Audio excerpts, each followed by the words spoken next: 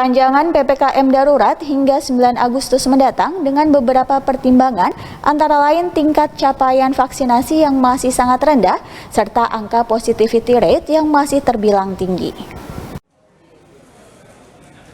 Positivity rate adalah angka yang menunjukkan seberapa banyak warga yang terinfeksi virus COVID-19 di dalam sebuah populasi. Positivity rate sendiri merupakan perbandingan jumlah kasus positif COVID-19 dengan jumlah tes yang dilakukan. Untuk dua kota di Provinsi Papua Barat, yaitu Kota Sorong yang masih dimasukkan dalam kategori PPKM darurat level 4 dan Manokwari yang telah turun level dari level 4 menjadi level 3.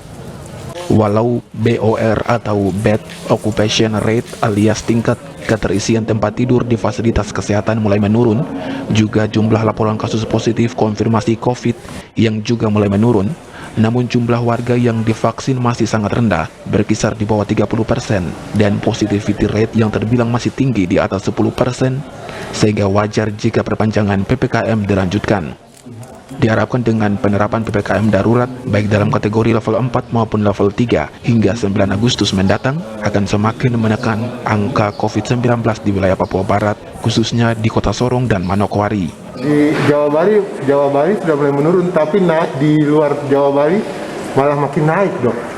Kita di Papua Barat nih bagaimana, Dok, mengantisipasinya, Dok?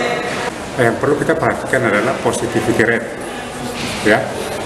Jadi meskipun bor atau daya tampung kapasitas rumah sakit menurun, terus kemudian angka kesembuhan meningkat, terus kemudian kita melihat bahwa laporan kasus cenderung menurun, tapi positivity rate kita masih di atas 10%. Ya. Positivity rate itu kan menunjukkan gambaran potensi penularan yang sementara terjadi. Khusus kita misalnya di Papua Barat, sebagaimana tadi kita sampaikan, positivity rate kita masih tinggi, ya, masih tinggi. Terus kemudian bor sebenarnya kita juga sudah cukup agak menurun dibanding dari 2-3 minggu yang lalu. Kita sudah sampai mencapai 80-90%. Sekarang beberapa daerah di bawah 50% sebenarnya kita. Meskipun di beberapa layanan itu masih ada yang 80-90%.